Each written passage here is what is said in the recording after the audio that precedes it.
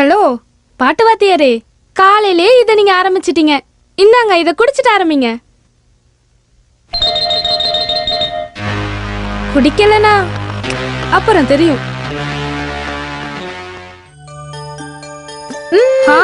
அப்படிலாம் சொல்லக்கூடாது. இந்த நேரத்துல தான் நீங்க வயிறு நிறைய சாப்பிடணும். பேசாம ரெடி. எங்க வாய தரங்க. வேண்டாம் வேண்டாம், நானே சாப்பிட்டுக்கிறேன்.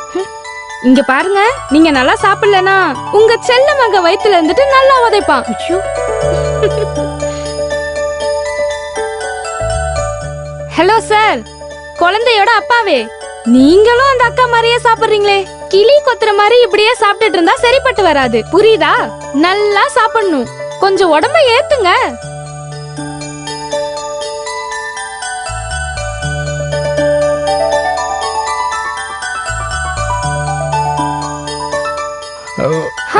சாப்பிடுங்க மாமா. எனக்கு போதும். பாருங்க, சாப்பிடலனா நான் யாருன்னு காட்டுவேன். எதையும் காட்ட வேண்டாம். பேசாம இருக்க மாட்டியா? நீ சாப்பிட.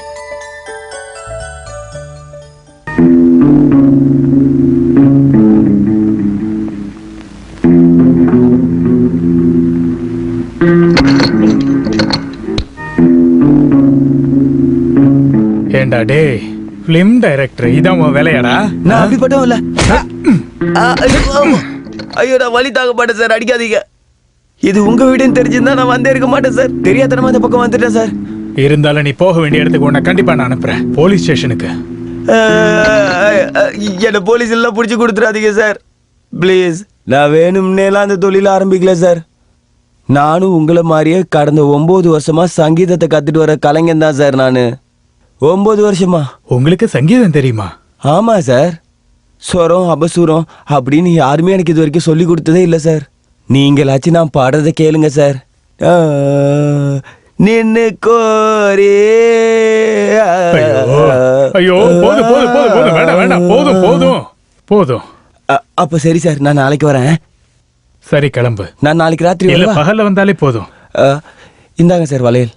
இதை நீங்க பத்திரமா பூட்டி வைக்கணும், இல்லைன்னா என்ன மாதிரி திருடிடுவாங்க. வாட்டா சார்?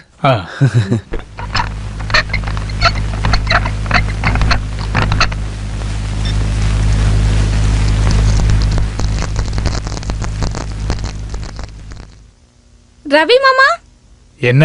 அந்த டவலை கொஞ்சம் எடுத்து தரீங்களா?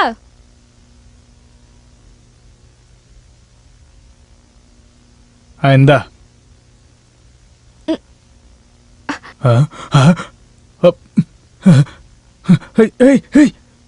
என்ன பண்ற? இப்படிலாம் பண்ணாத.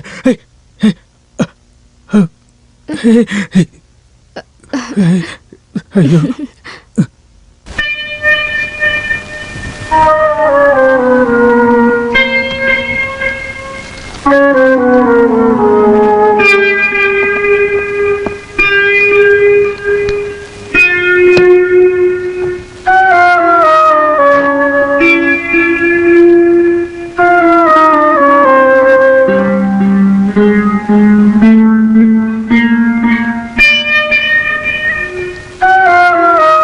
என்னங்க, என்னோட க்ளோஸ் ஃப்ரெண்டோட பையன் கார் ஆக்சிடென்ட்ல செத்துட்டான். டாக்டர் ரொம்ப முயற்சி பண்ணியும் அவனை காப்பாற்ற முடியல. ஆமா, நான் என்ன பண்ண? நான் நிரபராதிமா. ஏங்க இப்படி பேசுறீங்க? அது நான் வேற எதையோ நினைச்சு சொல்லிட்டேன். உன் வருத்தம் எனக்கு தெரியல. என்னங்க, என்னாச்சு? இன்னைக்கு உங்களுக்கு என்ன ஆச்சு? ஒண்ணும் இல்ல. ஏதோ ஒண்ணு இருக்கு. ஒண்ணும் இல்லைன்னு சொல்றேன்ல. ரொம்ப நல்லா இருக்கு. உங்க முகத்தை பார்த்தாலே தெரியுது. இருக்கு, கண்டிப்பா இருக்கு. எதுவா இருந்தாலும் என்கிட்ட சொல்லுங்க. தேவையில்லாம எதுவும் பேசிட்டு இருக்காத. இங்க பாருங்க, என் முகத்தை பார்த்து பொய் சொல்லவே கூடாது. சொல்லுங்கன்னு சொல்றேன்ல. என்ன நடந்துச்சு? இங்க பாருங்க, என்கிட்ட இப்ப சொல்றதுதான் ரொம்ப நல்லது. அப்புறம் நானே தெரிஞ்சுக்கிட்டேன், ரொம்ப பிரச்சனையாயிடும் சொல்லிட்டேன். உன்கிட்ட நான் எதையுமே மறைக்கல. ஆனா அத நான் சொன்னா நீ ஏதாவது பிரச்சனை பண்ணுவியோன்னு பயத்துலதான். நீங்க எதுவா இருந்தாலும் என்கிட்ட ஓப்பனா சொல்லுங்க.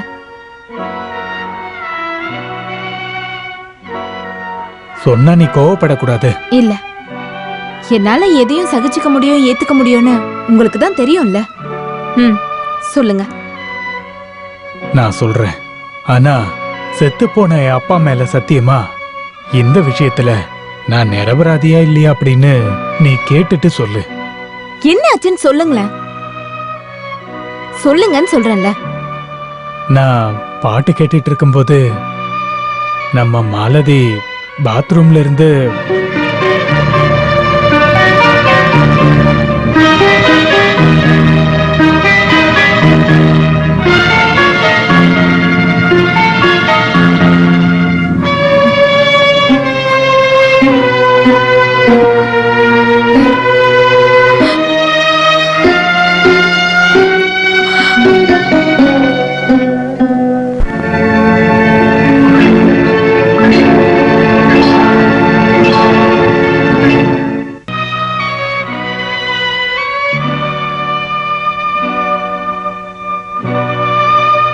பிரபாவதி, நான் உன்கிட்ட ஒண்ணு கேட்கலாமா?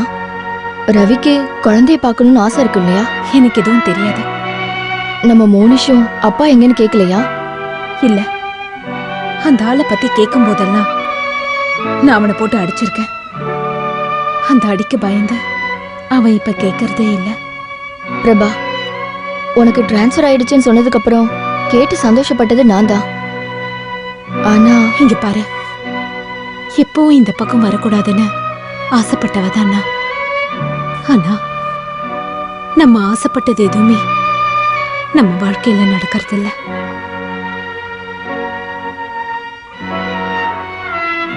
என் மாமாவோட பையன்தான் நடராஜன். சின்ன வயசுல ஊரை விட்டு போனவன் மறுபடியும் திரும்ப வந்தான்.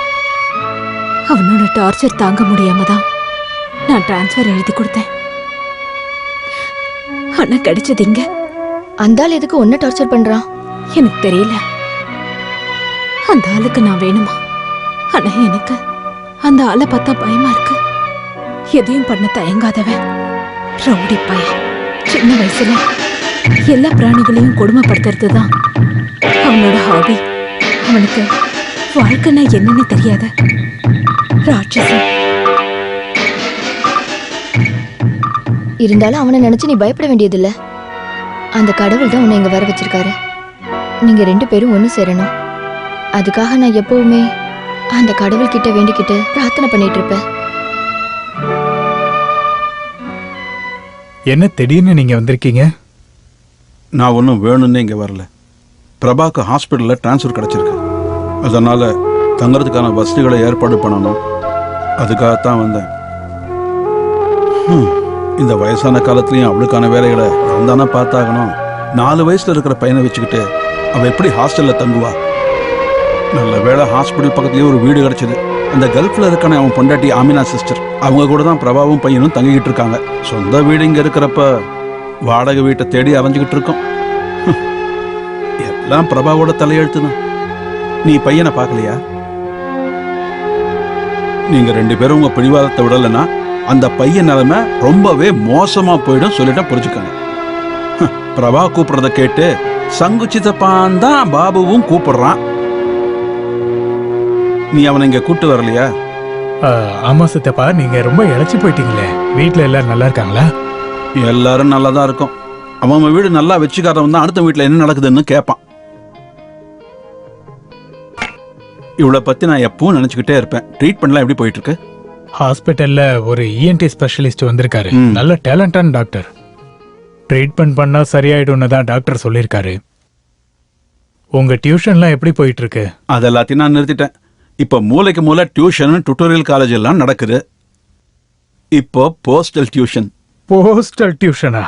ஆமா, 6 மாசத்துக்குள்ள எந்த சப்ஜெக்டா இருந்தாலும் படிச்சு முடிச்சிடலாம். இப்ப பார்த்தனா யோகா கல்வி, மேஜிக், டான்ஸ், கதகளி இது எல்லாத்தையும் சொல்லி கொடுக்குறேன். அற்புதம். யோகா, பரதநாட்டியம் எல்லாம் தபால்லயே சொல்லி கொடுக்குறீங்க.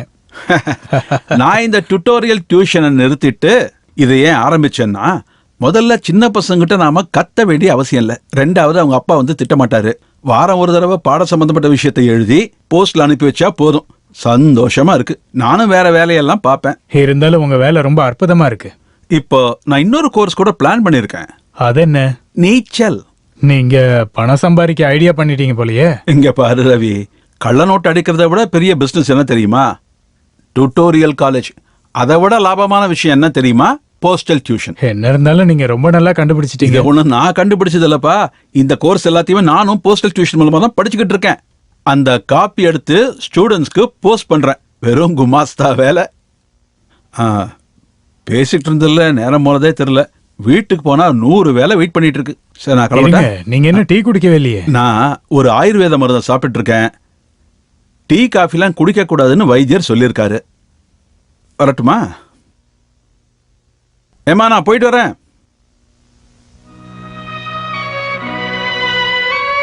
நீ என்னதான் மறைக்க முயற்சி பண்ணாலும் உன் துக்கம் எனக்கு நல்லாவே புரியுது. சொல்ல போனா நானும் என்னோட புருஷனை பிரிஞ்சு தானே வாழ்ந்துட்டு இருக்கேன். ஆனா இந்த மாதிரி உங்கள மாதிரி சண்டை போட்டுட்டு இல்ல. அவரோட வாழ்க்கையை விட அவர் என்ன ரொம்பவே காதலிக்கிறதுனால ஏதோ ஒரு நாட்டுல அடிக்கிற வெயில்ல அவர் எதுக்காக கஷ்டப்படுறாரு தெரியுமா? என்னோட சுகத்துக்காக, என்னோட சந்தோஷத்துக்காக. புருஷனை பிரிஞ்சு வாழ்ற அந்த வேதனை இருக்குல்ல, மத்தவங்களை விட எனக்கு நல்லாவே தெரியும்.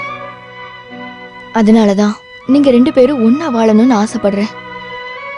உன் புருஷன் தெரியாம தானே தப்பு பண்ணிட்டாரு. அத ஓப்பனா சொல்லி மன்னிப்பும் கேட்டுட்டாரு. என்னையே நான் மறந்த, நான் பாசம் காட்டின அந்த மனுஷன் நான் இல்லாத நேரத்துல இன்னொரு பொண்ணு கூட. ச்சே, அது நீ பண்ண தப்புனாலதான். நான் என்ன தப்பு பண்ணேன்னு சொல்றீங்க? மாலதி மாதிரி ஒரு சின்ன பொண்ண நீ கண்ணை மூடிட்டு எப்படி நம்புன? அதனாலதான் எல்லா தப்பும் நடந்திருக்கு. என்ன இருந்தாலும் நடந்தது நடந்து போச்சு. இங்க பாரு, புருஷனை கைக்குள்ள போட்டுக்க வேண்டியது பிடிவாதத்தினால இல்ல, பாசத்தினால அது நடக்கணும். இந்த மாதிரி சில விஷயங்களை மன்னிக்கிறதும் சகிச்சுக்கிறதும் தான் நம்மள மாதிரி பொண்ணுங்களோட கடமை. நான் நிறைய மன்னிச்சிட்டேன், சகிச்சுக்கிட்டேன். முடியாத, இதுக்கப்புறம் அந்த ஆள் கூட வாழ என்னால முடியாது. அப்படின்னா நீ மோனிஷோட வாழ்க்கையும் சேர்த்து நாசமாக்கிட்டு இருக்க.